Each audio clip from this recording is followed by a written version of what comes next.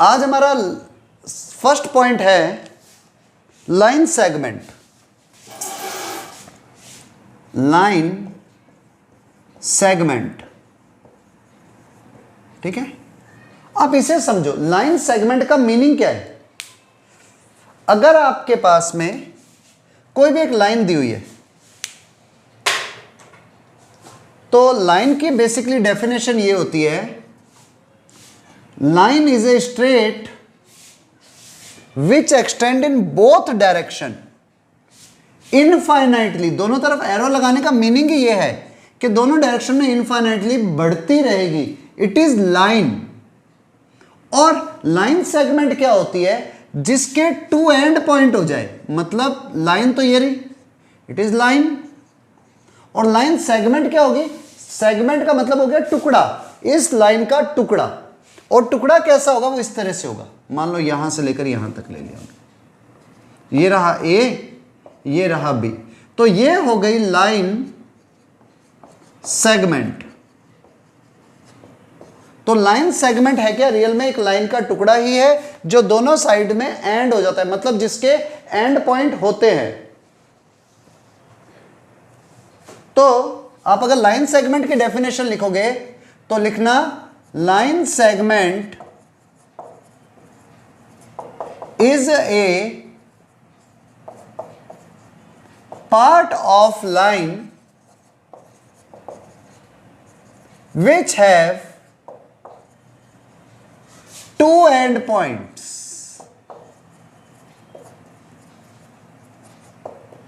Line segment line का एक part है जिसके दोनों साइड में एंड पॉइंट होते हैं, ठीक है। और अगर अब ये लाइन सेगमेंट ये है, मान लो ए से बी तक की लाइन सेगमेंट ले रहे हैं, तो it is generally represented by A B. इसको हम ए बी से रिप्रेजेंट करते हैं।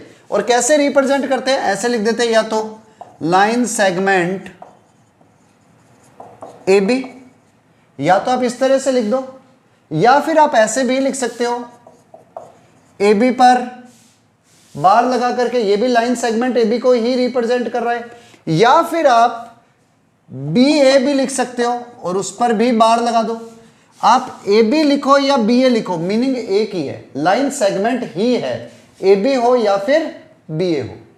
उसके अलावा आप इसको सिंपली ऐसे भी रिप्रेजेंट करते हैं।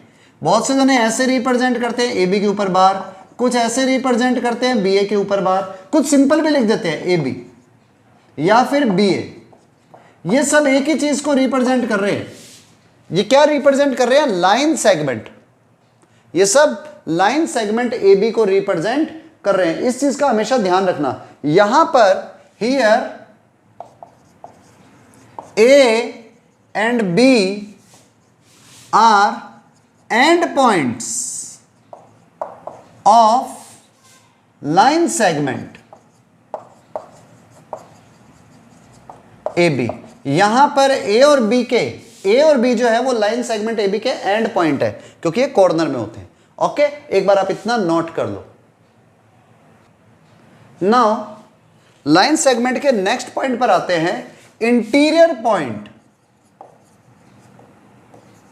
Interior, INTERIOR, interior point of a line segment.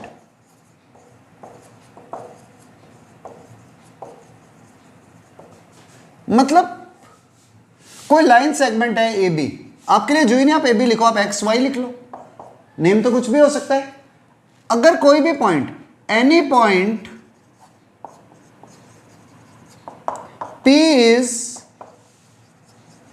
Interior of line segment, कोई भी पॉइंट P होगा वो line segment A B, sorry X Y के इंटीरियर होगा, अगर if it lie on A B, अगर ये ए बी के ऊपर ये सॉरी एक्स वाई के ऊपर लाई करे, इस लाइन के ऊपर लाई करे, लेकिन बट नॉट ऑन एक्स और y, लेकिन ना तो ये x पर होना चाहिए ना ही y पर होना चाहिए। मीन्स ये कोई पॉइंट है P, इधर ले लो Q, इधर ले लो R, इधर ले लो S, यहां ले लो T। तो यहां पर P, Q, R, S and T all are interior points of line segment, line मत यूज लेना, line segment X Y, means यहां नहीं हो सकता, यहां नहीं हो सकता, बीच में कहीं पर भी हो सकता है। तो ये सारे के सारे पॉइंट इंटीरियर पॉइंट्स कहलाते हैं। क्लियर? आई थिंक नोट कर लो अब आप। और चलो एक बार दोबारा रिपीट कर देता हूं। इंटीरियर पॉइंट का मतलब क्या होगा? मान लो एक्स वाई लाइन आपने ली है, एक्स वाई लाइन नहीं, लाइन सेगमेंट है, लाइन सेगमेंट लिया तो उसका इंटीरियर पॉइंट क्या होगा?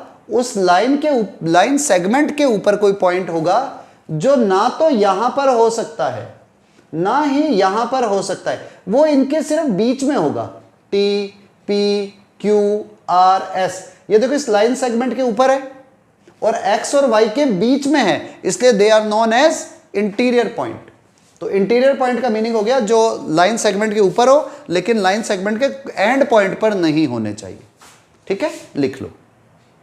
चलो नेक्स्ट हेडिंग पर आते हैं। इट इज कॉन्गुरेंस, CONGURRENC,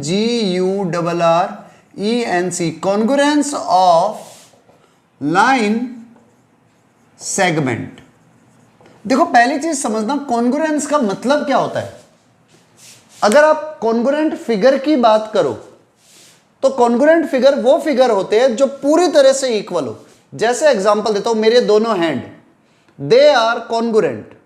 अगर आप इस हैंड को इसके ऊपर रख देते हो तो अब आपको वन टाइम में सिर्फ मेरा यही वाला हैंड दिख रहा है जिसमें रिंग पहनी हुई है, और अगर मैं इसको टर्न करता हूं तो अब आपको सिर्फ एक ही हैंड दिखेगा जिसमें रिंग नहीं पहनी हुई है। तो ये दोनों हैंड पूरी तरह से कॉन्गुरेंट हुए हुए हैं, एक जैसे है।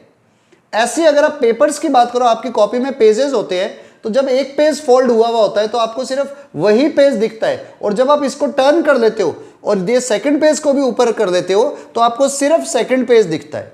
तो वो दोनों के दोनों पेजेस क्या होते हैं? कॉन्गुरेंट पेजेस होते हैं। तो कॉन्गुरेंट फिगर का भी मतलब क्या होता है? वो फिगर जो एक दूसरे को पूरी तरह कवर कर ले, और कवर करने के बाद में एक टाइम पर सिर्फ एक ही फिगर दिखे। ऐसा कब होता है? जब दोनों फिगर पूरी तरह से इक्वल हो, मतलब दोनों फिगर पूरी तरह से सेम हो। तो यहां पर लाइन सेगमेंट की बात आई। तो लाइन सेगमेंट देखो, आपके इसमें 2 लाइन सेगमेंट है जिनको हम कॉन्गुरेंट करते हैं। कैसे? एक तो लाइन सेगमेंट आ गई है ए बी, और एक लाइन सेगमेंट आ गई C D, C and D. तो ये 2 लाइन सेगमेंट कॉन्गुरेंट होंगी। कॉन्गुरेंट का मतलब है दोनों की दोनों पूरी तरह से इक्वल होंगी। ये कब होंगी? जब दोनों की लेंथ सेम हो जाए। When A B is congruent to C D. A B C D के कॉन्गुरेंट होती है। कब होती है? अगर length of A B,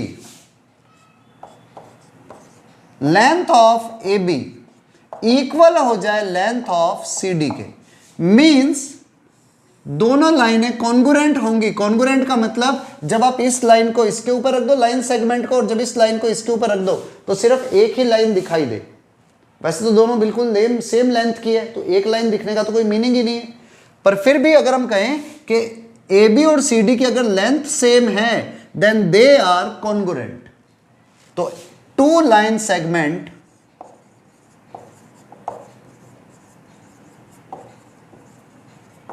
A B and C D are congruent line segments if they have same length। अगर उनकी लंबाइयां same है तो they are said to be congruent. और कॉन्गुरेंट को रिप्रेजेंट करने का तरीका ये होता है, A B is congruent to C D, तो इसको ऐसे लिखा जाता है हमेशा, 2 स्ट्रेट लाइन और एक इस तरह से ऊपर। तो ए बी सी डी के कॉन्गुरेंट है तो उस केस के अंदर length of A B length of C D के इक्वल होनी चाहिए। और अगर length A B length C D के इक्वल है तो ए बी और सी डी एक दूसरे के कॉन्ग्रुएंट होनी चाहिए। मतलब दो लाइन सेगमेंट कॉन्ग्रुएंट कब होती है? जब दोनों की लेंथ सेम हो जाए, तो they are said to be congruent. Okay, right down. देखो अब हम कॉन्ग्रुएंसी की कुछ, कॉन्ग्रुएंट लाइन सेगमेंट की कुछ प्रॉपर्टीज की बात करते हैं। अभी अभी हमने पढ़ा था, अगर length of A B length of C D के इक्वल हो तो ए बी कॉन्ग्रुएंट हो जाती है सी डी के। ये अभी अभी हमने रूल पढ़ा, ठीक है। तो इससे हम कुछ प्रॉपर्टीज निकालते हैं। तो फर्स्ट प्रॉपर्टी तो ये है कि आपको वैसे भी पता है लेंथ ऑफ ए बी के हमेशा इक्वल होती है। भाई किसी भी लाइन सेगमेंट की लेंथ मान लो 5 सेंटीमीटर है, ए बी की लेंथ 5 सेंटीमीटर है, तो वापस ए बी की लेंथ 5 सेंटीमीटर ही रहेगी। तो हमें पता है लेंथ ऑफ ए बी के हमेशा इक्वल होती है, इसलिए ए बी के कॉन्ग्रुएंट हमेशा होती है। मींस जो हमारी प्रॉपर्टी है वो ये है कि ए बी हमेशा ए बी के कॉन्ग्रुएंट होती है। मींस ए बी और ए बी हमेशा इक्वल लेंथ की होंगे। A B is congruent to A B always. Means every line segment is congruent to itself।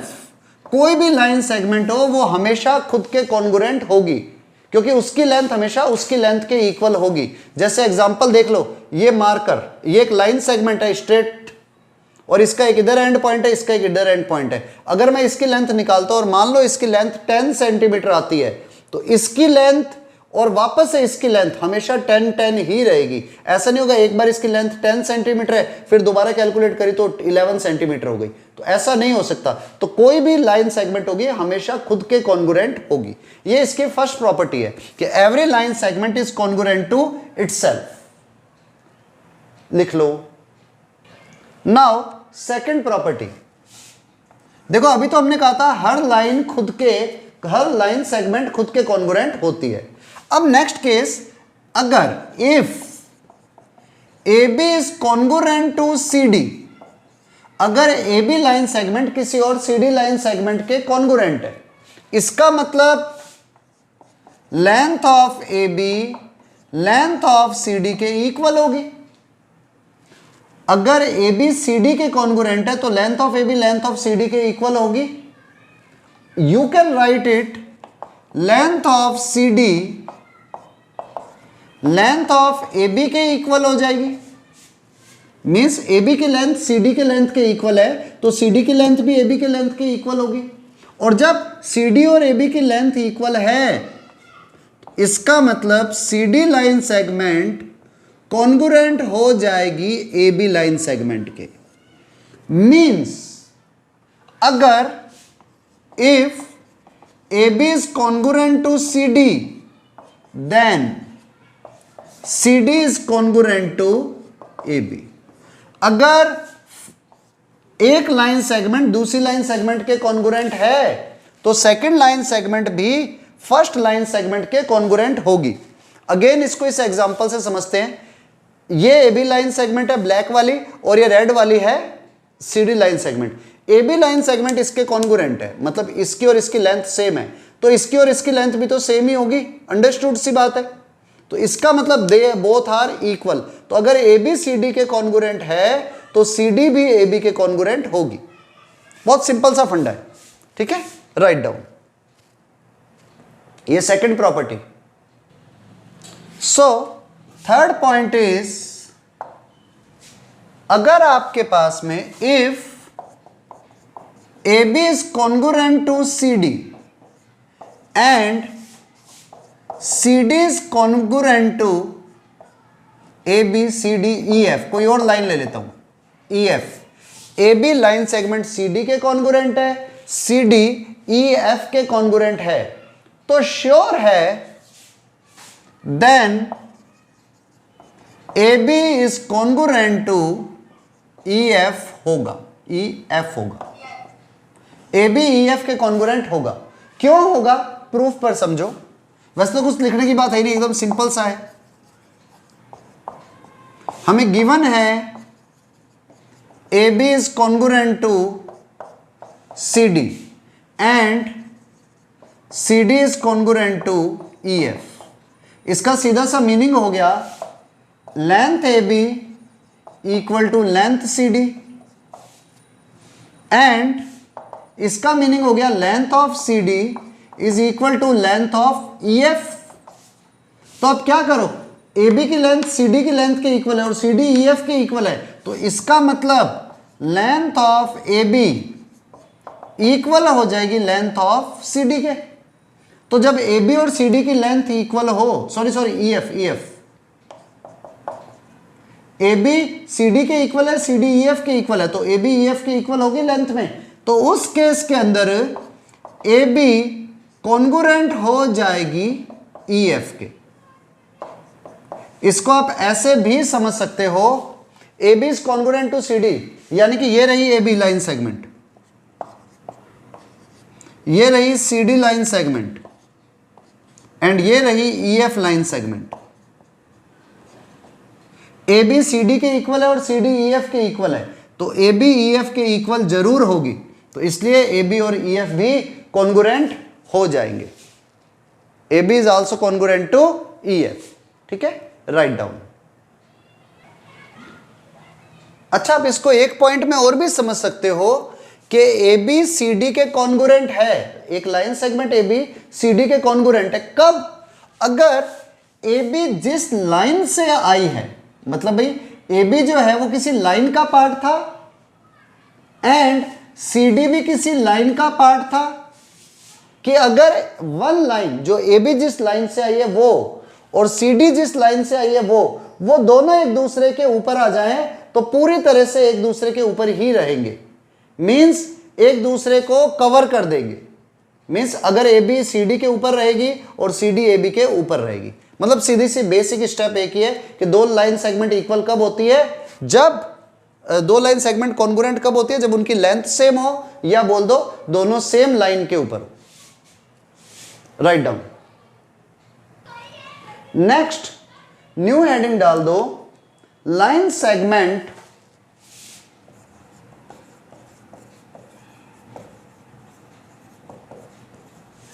Length axioms. Line segment length axiom ये है क्या, ये है कि कोई भी लाइन सेगमेंट है, एवरी लाइन सेगमेंट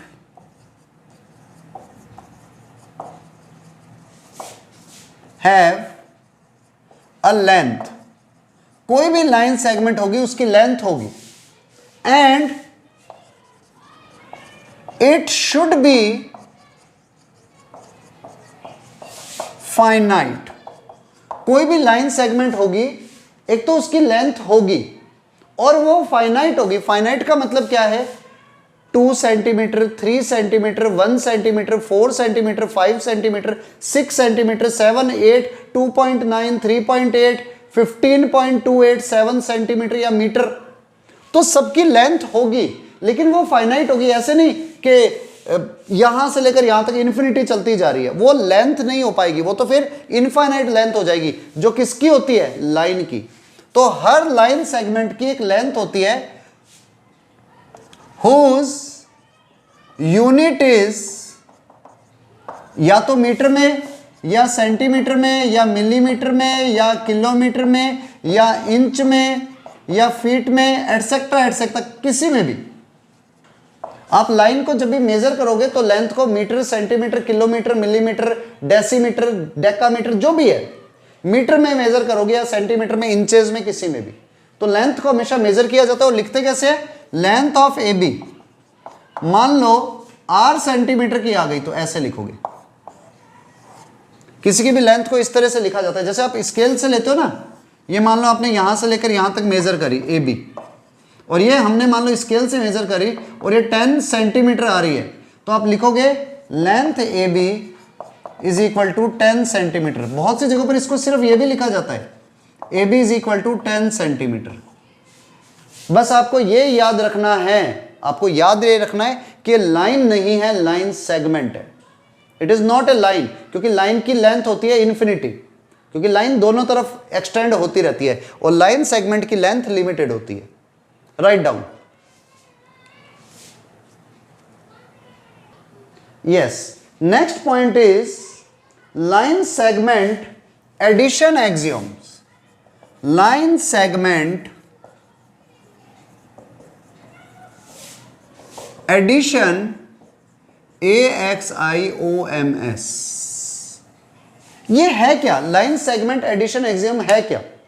देखो, ये रूल ये है कि अगर आपके पास में if AB is a line segment and C is any point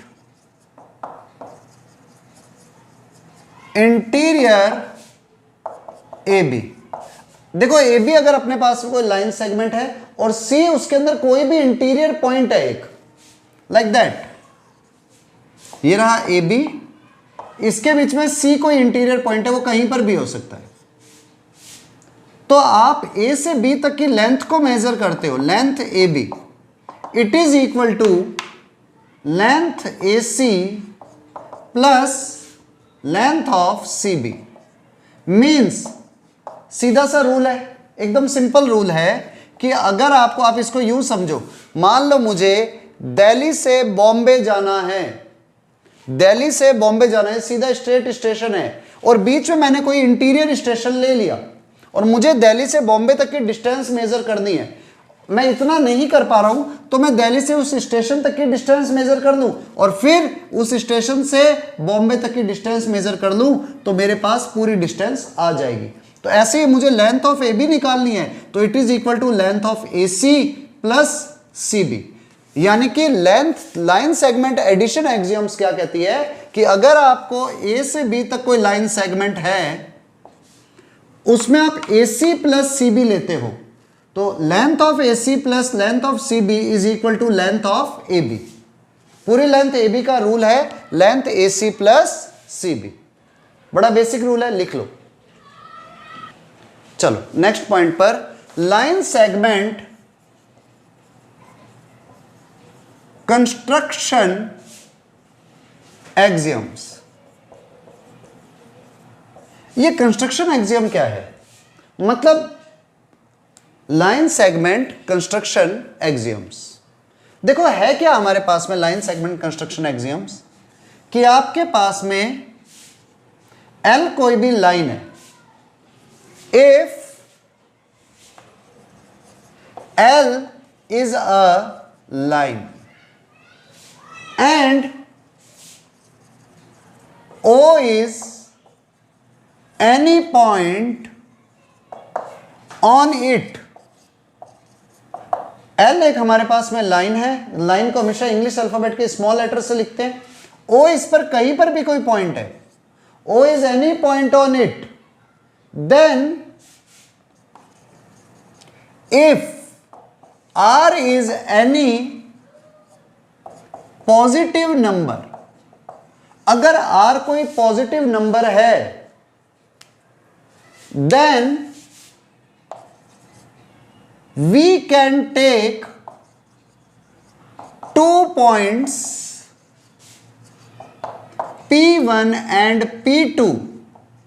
देखो, R हमारे, O कोई भी पॉइंट है कहीं पर भी लाइन के ऊपर, और R कोई भी पॉजिटिव नंबर है, तो आप we can take 2 points P1 and P2 on either side of O।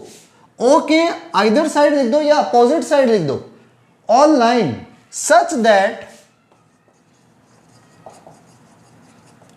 OP1 और OP2 सेम हो जाएगा। लेंथ ऑफ OP1 इक्वल होगी लेंथ ऑफ OP2 के, which is equal to R। Means आप इससे R सेंटीमीटर के डिस्टेंस पर point P1 ले सकते हो, बैक में भी R सेंटीमीटर के डिस्टेंस पर पॉइंट P2 ले सकते हो। तो ये जो डिस्टेंस है इट विल बी R। तो लाइन सेगमेंट कंस्ट्रक्शन एक्सियम्स क्या कहती है कि आप कंस्ट्रक्शन एक्सियम कैसे बनी, पहले ये समझो, पहले इसको दोबारा रिपीट करता हूं कि आपके पास में लाइन सेगमेंट कंस्ट्रक्शन एक्सियम है क्या कि अगर L कोई भी लाइन है, O उसके ऊपर कोई पॉइंट है, R कोई पॉजिटिव नंबर है, तो R इस तरफ भी ले लो और इधर भी ले लो इक्वल डिस्टेंस पर। तो यहां पर एक पॉइंट P1 आएगा, यहां पर एक पॉइंट P2 आएगा। किस तरह से होगा कि ये डिस्टेंस और ये डिस्टेंस हमेशा सेम रहेगी। आप इसको एक्सटेंड करते चलो P1 और P2 को सेम डिस्टेंस पर, R भी इतनी है, R बढ़ा दी तो ये आगे हो जाएंगे। तो अब एक नई लाइन सेगमेंट बन गई। अभी कौन सी बन रही थी, P1 P2 एक लाइन सेगमेंट बनी है। फिर क्या बन जाएगी, जो नया पॉइंट आएंगे दोनों वो एक लाइन सेगमेंट को रिप्रेजेंट करेंगे। मींस लाइन सेगमेंट कंस्ट्रक्ट हो सकती है एक पॉइंट से। मतलब अगर कोई मुझसे कहे ना कि सर लाइन दी हुई है, इस पे 5 सेंटीमीटर की लाइन ड्रॉ करो या 6 सेंटीमीटर की लाइन ड्रॉ करो, तो मैं क्या करूंगा, एक पॉइंट ले लूंगा बीचों बीच में O, उससे 6 का हाफ क्या होता है 3 सेंटीमीटर इधर और 3 सेंटीमीटर इधर एक पॉइंट लगा दूंगा।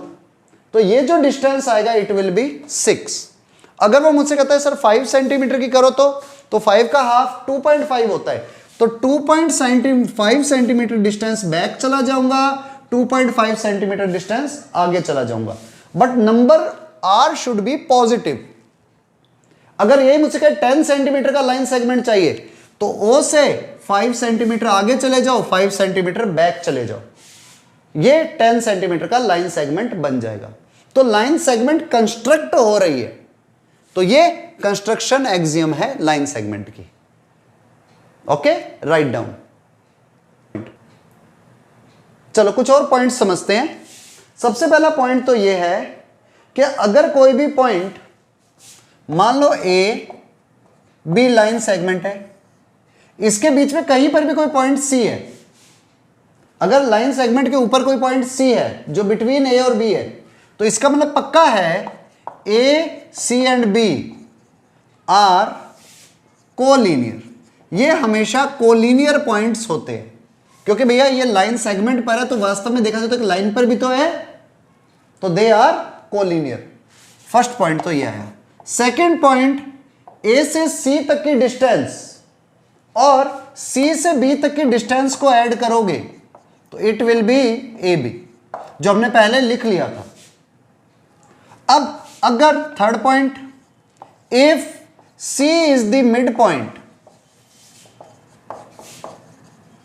बड़ा सिंपल सा रूल बता रहा हूं, अगर C बिल्कुल बीचों बीच में है, A B C बिल्कुल सेंटर में है, तो उस केस के अंदर AC और CB इक्वल होंगे, AC एंड CB इक्वल होंगे।